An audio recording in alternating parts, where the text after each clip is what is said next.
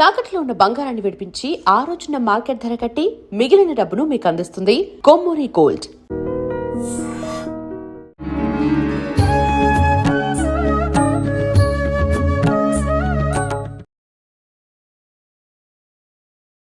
నమస్కారం, welcome to I dream.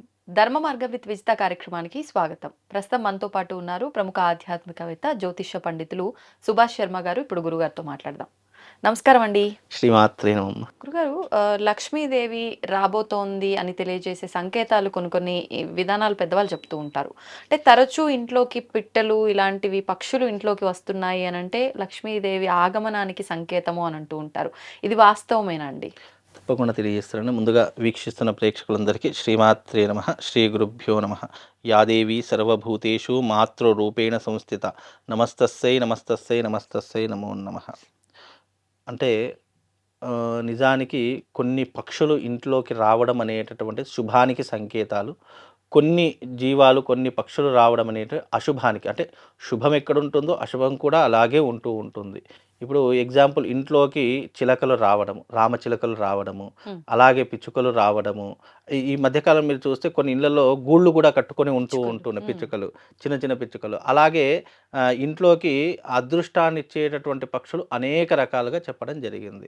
అందులోనూ ఈ రామచిలకలు రావడము, పావురాలు రావడము, లేదు అని అంటే గనక చిన్న చిన్న పిట్టలు రావడము, ఇవన్నీ కూడా శుభానికి సంకేతాలే అని చెప్పడం జరిగింది. కాబట్టి ఇలాంటివి రావడం వల్ల ఇంట్లో ఉన్నటువంటి నెగిటివ్ ఎనర్జీ కూడా తొలగిపోతుంది అనేటిది. ఎందుకంటే కొన్ని గాలి ద్వారా, ధూళి ద్వారా ఇంట్లో ఉన్నటువంటి నెగిటివ్ ఎనర్జీని కనిపెట్టేటటువంటివి అవే పక్షి జాతులలో అనేక రకాలుగా ఉండడం జరిగింది. అలాంటి వాటిలో ఈ పిచ్చుకలు కావచ్చు, లేదా పావురాలు కావచ్చు, లేదా రామచిలుకలు కావచ్చు, లేదా ఇతరితర పక్షులు కావచ్చు, ఇవన్నీ కూడా ఏంటంటే నెగిటివ్ ఎనర్జీని గ్రహింపజేసేటటువంటివి అని అర్థం. కాబట్టి పూర్వకాలంలో మీరు చూసినట్టయితే కొన్ని ఇళ్లల్లో కావచ్చు, లేదా ఇప్పటికీ కూడా కొన్ని ఇళ్లల్లో చాలామంది అనేక రకాలైనటువంటి పక్షులను పెంచుకుంటూ ఉంటున్నారు. ఇప్పటికీ కూడా చాలామంది జాలులో చూస్తే, ఇంట్లలో చూస్తే కొంతమంది అనేక రకాలైనటువంటి పక్షులను పెంచుకునేటటువంటి విధానాలు, వాటిని పోషించేటటువంటి విధానాలు కూడా చూస్తాం. అలా పెంచుకోవడం అనేటటువంటిది నిజానికి ఇంటికి శుభాన్ని కలిగించేటటువంటివి అని అర్థము. ఇప్పటికీ కొన్ని షాపులలో కూడా అనేక రకాల పక్షులు దొరుకుతున్నాయి, కుందేళ్లు దొరుకుతున్నాయి. చాలామంది అవి కూడా పెంచుకుంటూ ఉన్నారు. ఇలా పెంచుకోవడం వెనక ఉన్నటువంటి ఆంతర్యం ఏమిటంటే, ఎప్పుడైతే పక్షులకు మనం ఆహార పదార్థాలు పెడతామో అది మన ఇంటిని ఎప్పుడూ కూడా నెగిటివ్ ఎనర్జీ నుంచి రక్షిస్తాయి అనేటటువంటిది ఒక ఎత్తు. అలాగే పక్షులు అనుకోకుండా, అంటే మనం మామూలు పెంచుకునేది ఒక ఎత్తు అయితే, అనుకోకుండా వచ్చేటటువంటి పక్షులు అనేటటువంటి వచ్చాయి అంటే శుభానికి సూచిక. అందుకే పూర్వకాలంలో కొన్ని పక్షుల యొక్క శబ్దాల ద్వారా చుట్టాలు వస్తున్నారు, లేదా శత్రువులు వస్తున్నారు, లేదా ఇంటికి ఏదైనా శుభం జరిగేటటువంటి అవకాశాలు ఉండేటటువంటివని వాటి ద్వారానే గమనించేటటువంటి అవకాశాలు చాలా మట్టుకు ఉండేటటువంటివి. అందుకే ఇప్పుడున్నటువంటి జనరేషన్లో అనుకోకుండా వస్తే అది అదృష్టం, కానీ మనం కావాలని పెంచుకోవడం లేదా కావాలని ఇంట్లో పెట్టుకోవడం అనేటటువంటిది అయితే అది మన చేతిలో లేదు. అనుకోకుండా వస్తే కనుక అది అదృష్టానికి మాత్రం సంకేతం అని చెప్పడం జరిగింది. కొన్ని పక్షులు రావటం అశుభం అన్నారు, అలాంటివి ఏమున్నాయండి? చాలా రకాలుగా ఉన్నాయి. గద్దలు రావడం కావచ్చు, లేదు అని అంటే గనక గబ్బిలాలు రావడం కావచ్చు, లేదు ఇంట్లోకి అనేక రకాలైనటువంటి, అంటే మనకు తెలియకుండా వచ్చేటటువంటి జీవాలలో గబ్బిలాలు ఒకటి వస్తూ ఉంటాయి. అలాగే గద్దలు కావచ్చు, గద్దలు ఒక్కొక్కసారి నెత్తి మీద కొట్టి వెళ్ళిపోతూ ఉంటాయి, అది కూడా అశుభానికి సంకేతమే. అలాగే ఇంట్లో రాకూడనటువంటివి ఏమిటి అని అంటే గనక కాకులు రావడము, ఇలాంటివన్నీ కూడా ఇవి ఎక్కువగా కనిపిస్తూ ఉంటాయి. ఇవి ఎక్కువగా ఇంట్లోకి రావడము, ఇంట్లోకి దూరడము, ఇలాంటివి ఎక్కువ జరుగుతాయి. ఇలాంటివి వచ్చినప్పుడు ఏంటంటే మృత్యువుకి సంకేతాలు అని అర్థము. కాబట్టి ఇలాంటివి వచ్చినప్పుడు కూడా మనకు శుభాన్ని ఇచ్చేటటువంటివి ఏ రకంగా ఉంటాయో అశుభాన్ని ఇచ్చేటటువంటివి కూడా అదే రకం. ఇలాంటి ఒకవేళ ఇంట్లో గనక వస్తే తప్పకుండా ఉదక శాంతి చేయించుకోవాలి అని శాస్త్రము. అలాగే ఇంట్లో ఏదైనా అనుకోనటువంటి పక్షులు మరణించినా కూడా ఉదక శాంతి చేయించుకోవాలి అని శాస్త్రము. అందుకే ఇలాంటివి వస్తే అశుభానికి సంకేతము, లేదా ఆ ఇంట్లో ఎవరైనా మరణించేటటువంటి అవకాశాలు ఉన్నాయి అనేటటువంటిది కూడా ఈ యొక్క సంకేతాల ద్వారా చెప్పొచ్చండి. ఇప్పుడు మీరు ఇందాక శబ్దాలు అన్నారు, బల్లి శబ్దం చేస్తూ ఉంటుంది.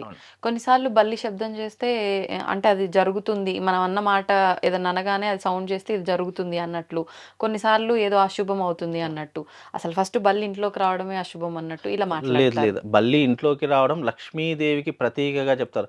ఇప్పుడు ఎర్రటి చీమలు కానీ, బల్లులు కానీ, ఇవన్నీ కూడా లక్ష్మీదేవికి సంకేతాలే అని చెప్పడం జరిగింది తప్ప, అంటే అతిగా ఉంటే ప్రమాదము. 1, 2 ఉండడం వల్ల ఎందుకంటే ప్రతి ఒక్క ఇంట్లో ఎక్కడో ఒక మూల ఇవి ఉంటూ ఉంటాయి. ఏదో ఎక్కువ ఉన్నాయి, అవి ఎక్కువ ఇబ్బంది పెడుతున్నాయి, ప్రతిసారి మన ఇంట్లో ఏదో ఒకటి చనిపోతుంది అని అనుకుంటే మాత్రము దాన్ని తరిమి కొట్టాలి తప్ప, 1, 2 సహజ సిద్ధంగా ఉంటాయి. సహజ సిద్ధంగా ఉన్నటువంటి దానికి బల్లులు అనేటటువంటి లక్ష్మీదేవికి ప్రతీకనే కదా తప్ప, బల్లులు ఉండడం వల్ల ఇంటికి ఎలాంటి దోషం ఉండదు. అవి ఒకవేళ ఉన్నప్పటికీ కూడా అది చెడు సంకేతాలను దూరం చేసేటటువంటి విధానం కూడా జరుగుతూ ఉంటుంది. ఒక్కొక్కసారి మనం మాట్లాడుకుని అంటే అందుకే ఇంట్లో ఎప్పుడూ కూడా మంచే మాట్లాడాలి, చెడు మాట్లాడకూడదు. అలా చెడు ఏదైనా మాట్లాడినప్పుడు ఏదైనా శబ్దం వచ్చినా, ఏదైనా శబ్దం చేసినా, ఏదైనా పశుపక్షాదులు శబ్దం చేసినా, లేదా ఇంట్లో బల్లులు అరిచినా అవన్నీ కూడా నిజమవుతాయి అనేటటువంటి సంకేతాలు తెలియజేసేటటువంటిదే ఈ విధానాలు చెప్పేటటువంటి అంశాలు. అంటే పూర్వకాలంలో మనం ఏదైనా చెడు మాట్లాడితే బల్లి అరిచింది అనుకోండి, అబ్బా బల్లి అరిచింది, ఇది నిజమయ్యేటటువంటి సంకేతాలు ఉన్నాయేమో అని భయపడేటటువంటి ఆలోచనలు ఉంటాయి. అందుకే ఆ సందర్భాల్లో చెడు మాట్లాడకూడదు అని శాస్త్రం. అలా మాట్లాడేటప్పుడు నిజంగానే బల్లి పలికిందనుకోండి, బల్లి అరిచిందనుకోండి, అవి జరిగేటటువంటి సూచనలు మునుముందు ఉన్నాయి. ఎందుకంటే కాలాన్ని పసిగట్టేటటువంటిది, భవిష్యత్తుని పసిగట్టేటటువంటిది, ఇలాంటి విషయాలు చాలా మట్టుకు ఆయా తరహాల్లో నిర్దేశించేవాళ్ళు అప్పట్లో. ఇప్పుడంటే టెక్నాలజీ పెరిగింది కాబట్టి నమ్మేవాళ్ళు చాలా తక్కువ. నిజంగానే అలా ఉంది అని అంటే గనక తప్పకుండా అది చెడుకే సంకేతంగా భావన చేసుకోవాలి. ఇప్పుడు కుక్కలు మామూలుగా అరవటం అనేది సహజం, కానీ కుక్క ఏడుస్తుంది కొన్నిసార్లు. ఇంటి ముందు వచ్చి కుక్క ఏడిస్తే అశుభం, ఏదో కీడు జరగబోతుందని కూడా అంటారు పెద్దవాళ్ళు. వాస్తవమండి. నిజంగా కాలభైరవుడు అనేటటువంటి వాడు కుక్క ఇప్పుడు మామూలుగా వాహనాల మీద వెళ్ళేటప్పుడు కూడా ఒక్కొక్కసారి మన వెంబడ పడుతూ ఉంటాయి. కారులో కూడా వెళ్తున్నప్పుడు వాళ్ళకేం కనిపించదు. ఎందుకు వెంబడ పడతాయి అని అంటే గనక ఎప్పుడూ కూడా కొన్ని జంతువులకు ఏమిటి అని అంటే గనక నెగిటివ్స్ మనకు కనిపించినటువంటి విధానాలు కూడా వాటికి ఎక్కువగా కనిపిస్తాయి. అందుకే మీరు ఏ జంతువు యొక్క కళ్ళు చూసినా అవి గ్రీనిష్‌లో ఉంటాయి. చూడ్డానికి నల్లగా ఉన్నా గ్రీన్ కలర్‌లో కనపడతాయి. దాని మీద మీరు ఎప్పుడైనా ఫోకస్ వేసి చూడండి, గ్రీన్ కలర్‌లో కనిపిస్తాయి. అంటే పచ్చదనం అనేటటువంటిది పసుపు అంటే ఈ పచ్చదనము కావచ్చు, లేదు అనంటే గనక గ్రీన్ కలర్‌లో కావచ్చు, ఉన్నటువంటి వాటికి శుభాన్ని, అశుభాన్ని చూపించేట 2 సంకేతాలు కూడా వాటికే తెలుస్తాయి. అందుకే కుక్కలకు కావచ్చు, ఆవుల యొక్క కళ్ళు కూడా గ్రీన్ కలర్‌లోనే ఉంటాయి. మీరు ఎప్పుడైనా లైట్ వేసి చూస్తే గనక, చూడ్డానికి నల్లగా ఉన్నా దాని మీద లైట్ వేస్తే మీకు గ్రీన్ కలర్‌లో షేడ్ వస్తుంటాయి. బికాజ్ ఏంటి అంటే వాటికి ప్రకృతిని పసిగట్టేటటువంటి శక్తి ఉంటుంది. మాకు భవిష్యత్తులో ఏం జరుగుతుందో పసిగట్టే శక్తి వాటికి ఉంటుంది. అవి ఏడుస్తున్నాయి, లేదా ములుగుతున్నాయి, లేదా అవి మన ఇంటి ముందుకి వచ్చి ప్రతిసారి కూర్చుంటున్నాయి అంటే బాగా మామూలుగా వచ్చి కూర్చుంటే ఏం కాదు. కానీ దాని కళ్ళల్లో నీళ్లు, చాలా కుక్కల్లో కళ్ళల్లో అకస్మాత్తుగా నీళ్లు రావడము, లేదు అంటే అది మొరుగుతూ కూర్చోవడము, లేదా ఏడుస్తూ కూర్చోవడము అనేటటువంటిది అశుభానికి సంకేతము. కాబట్టి ఇలాంటివి జరిగితే తప్పకుండా ఆ ఇంట్లో కానీ, లేదా ఆ వీధిలో కానీ అశుభం జరుగుతుంది అనేటటువంటి తప్పకుండా జరుగుతుంది. ఇంకో విషయం ఏంటంటే శాస్త్రంలో ఇప్పుడు ఒక గల్లీలో ఒక మరణం సంభవించింది అని అనుకోండి, ధనిష్ట పంచకాలు అనేటటువంటివి జ్యోతిష్యంలో కొన్ని ఉంటాయి. నక్షత్రాలు ధనిష్ట, శతభిష, పూర్వభాద్ర, ఉత్తరాభాద్ర, రేవతి, ఇవి ధనిష్ట పంచక దోషాల్లో ఉన్నటువంటివి. ఒక గల్లీలో ఎప్పుడైనా ధనిష్ట పంచకాల్లో చనిపోతే మళ్ళీ ఆ శవం మరొక శవాన్ని కోరుకుంటుంది అని అంటూ ఉంటారు. అయితే ఆ ఇంట్లో అయినా జరుగుతుంది, లేదా ఆ వీధిలోనైనా జరిగేటటువంటి ప్రామాణికాలు చాలా మట్టుకు ధనిష్ట పంచకాల్లో జరిగితే ఉంటుందని శాస్త్రం. తప్పకుండా ఒక సంవత్సరంలో 4-5 ఆ వీధిలో కావచ్చు, ఆ ఇంట్లో కావచ్చు మరణించేటటువంటి చర్యలు తప్పకుండా జరుగుతాయి. 100% జరుగుతాయి.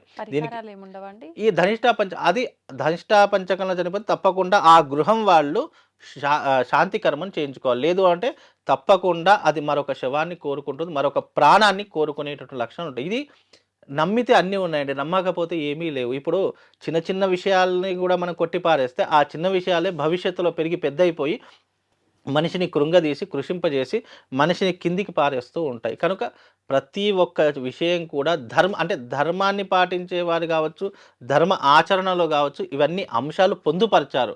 అంటే ఇవన్నీ ఎందుకు పొందుపరిచారు గతంలో అంటే, భవిష్యత్తులో మానవాళి ఇలాంటి సంకేతాలు తెలుసుకొని జాగ్రత్త పడతారు అనేటటువంటి కాన్సెప్ట్తోనే చెప్పారు తప్ప భయపెట్టాలి అనేటటువంటి కాన్సెప్ట్తో కాదు. ఇలాంటివి జరిగినప్పుడు మనం జాగ్రత్తగా ఉండాలి, ఉంటే అన్ని రకాలుగా బాగుంటుంది. మీరు ఇందాక చీమలు కూడా లక్ష్మీ ఆగమనం అన్నారు కదా. ఇప్పుడు నల్ల చీమలు ఉంటాయి, చిన్న చీమలు, ఎర్ర చీమలు ఉన్నాయి, లడ్డు చీమలు, అవును. రకరకాల చీమలు ఉంటాయి. ఆ చీమలు వచ్చినప్పుడు వాడికి పంచదార వేస్తేనే లక్ష్మి అనుగ్రహం అంటారు. మరి అది అట్లే ఆ పంచదార ఎక్కడ ఉంటే అక్కడికి వెళ్తాయి. మీరు ప్రత్యేకంగా వేయవలసిన పనేం ఎందుకంటే లేదు. లైన్లకు లైన్లు అవును. వెళ్ళిపోతుంటాయి కదా వాటికి ఇంట్లో. వాటికి ఎక్కడ తీపి ఉంటుందో వాటికి ఆటోమేటిక్‌గా గ్రహించేటటువంటి శక్తి ఉంటుంది కదా! ఉమ్, కొన్ని జీవజాలాలకు మనం ఏం చేయాల్సిన అవసరం లేదు. వాటికి గ్రహించేటటువంటి శక్తి అనేటటువంటి ప్రతి ఒక్క సృష్టిలో భగవంతుడు ఏ జీవికి ఏ శక్తి ఇవ్వాలి అనేటటువంటిది ఆటోమేటిక్‌గా తన యొక్క బ్రహ్మరాతలో రాసేస్తాడు. వాటికి మనం ప్రత్యేకంగా చేయాల్సిన ఏం లేదు. అది ఆటోమేటిక్‌గా అవి చీమలకు చక్కెర ఎక్కడ ఉంటుందో, తీపి ఎక్కడ ఉంటుందో మనం చెప్పాల్సిన పని లేదు. అవి ఆటోమేటిక్‌గా వెళ్ళిపోతూ ఉంటాయి. గండు చీమలు కావచ్చు, లేదా నల్ల చీమలు కావచ్చు, ఎర్రటి చీమలు కావచ్చు, ఇవి చిన్నవే, మరీ పెద్దవి అనేటటువంటిది కాదు. పెద్దవి ఉన్నాయనుకోండి అవి కరిచేటటువంటి అవకాశం ఉంటుంది. నొప్పి జరిగేటటువంటి చిన్న చీమలకైతే ఏం కాదు కాబట్టి ఇవన్నీ కూడా లక్ష్మీ ప్రతీకకు గుర్తుగా చెప్పడం జరిగింది తప్ప దీనివల్ల నష్టమేం లేదమ్మా. ధన్యవాదాలు గురుగారు. శ్రీమాత్రే.